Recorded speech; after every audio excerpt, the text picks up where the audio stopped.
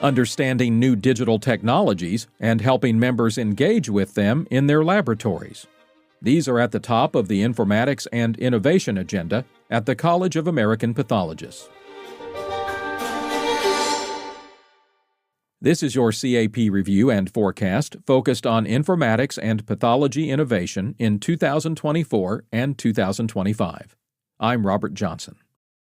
Thank you for joining us for this conversation about accomplishments and priorities with Dr. M.E. Doc Baca, Chair of the CAP's Council on Informatics and Pathology Innovation and a member of the CAP's Board of Governors.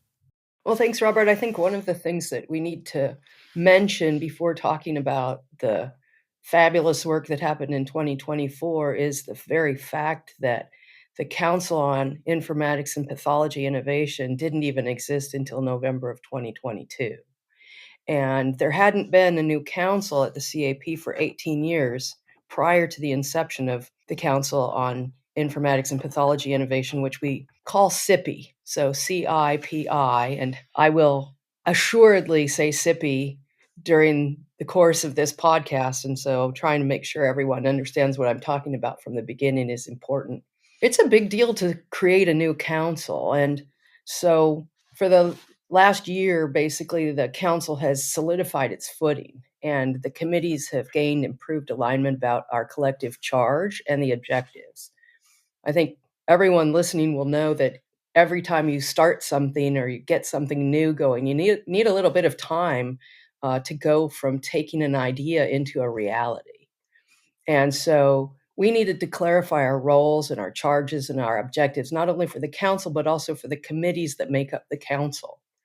We are trying to ensure that as we grow, CIPI engages not only with itself and its committees, but also with other councils and committees in the CAP, because we know that informatics and innovation don't just touch all aspects of what we do, but also of the CAP. And so just because we have both the names innovation and informatics in our name does not in any way mean that creating just another silo would be of benefit to anyone.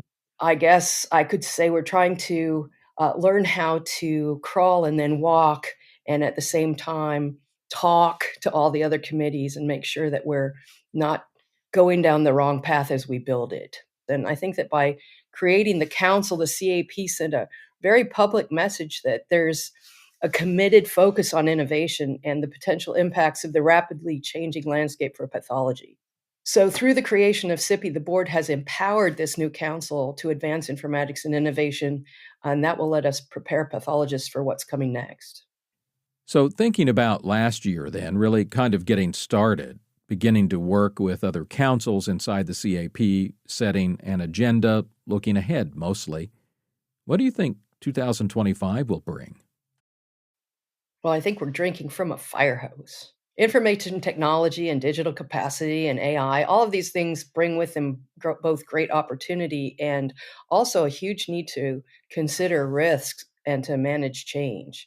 We have this convergence of reimbursement and changing business models as they relate with expanding digital pathology and the integration of AI into the practice, and these are at the top of our list.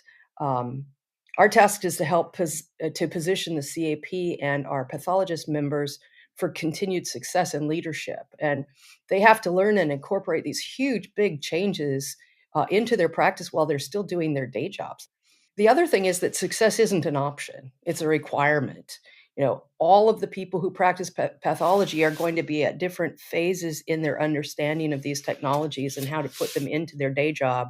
But these areas are fundamentally important, not just for the practice and the science of pathology, but also for the continued quality care and safety our patients expect from us. And, that's what we've sworn oaths to ensure. So we're working at CIPI to make sure that we're aware of what the changes are in the markets, what the opportunities are for pathologists, trying to come up with ways to ensure that the pathologists learn what it is that they have to do to use these, how to implement them, how to quality ensure them.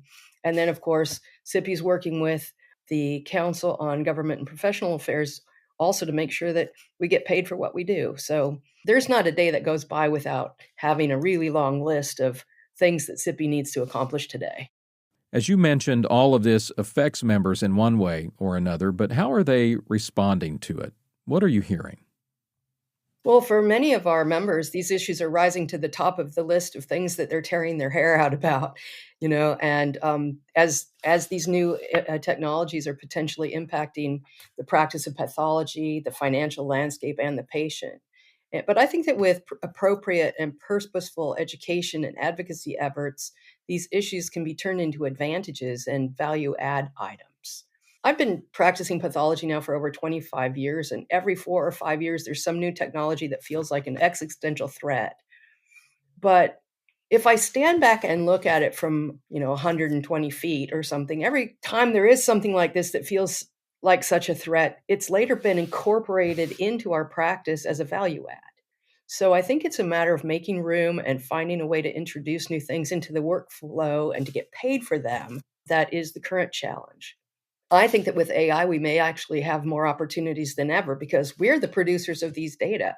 And we, pathologists, understand the limitation of those data like no one else in the House of Medicine. So I think that we can help pave the road to lead the House of Medicine into a world that uses data correctly to potentiate safe, effective, and quality patient care. It's a fun place to be. Look at it with child's eyes, I think, and figure out that this is the world we live in, and now how do we make it ours? So how do you get more members on board with that and engaged in the work that SIPI is doing? Do you have some thoughts about how that can work?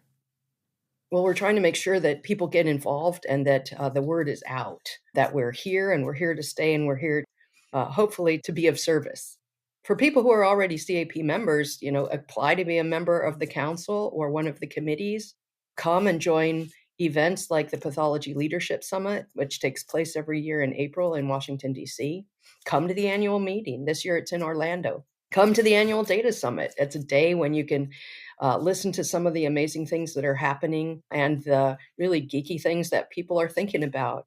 You'd be surprised how often there are informatics touch points in your life if you are a pathologist. A lot of times I find people say, that's so far from my day job. And I'm like, did you log on to a reporting tool today?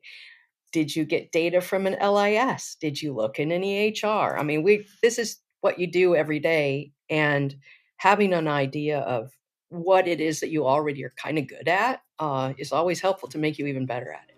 So getting involved is a big deal. This has been your CAP Review and Forecast, focused on informatics and pathology innovation in 2024 and 2025. This is the last of our 6 interviews with the CAP Council chairs. Listen to the series and get related information by checking the links in the show notes. For the College of American Pathologists, this is Robert Johnson. Have a great day.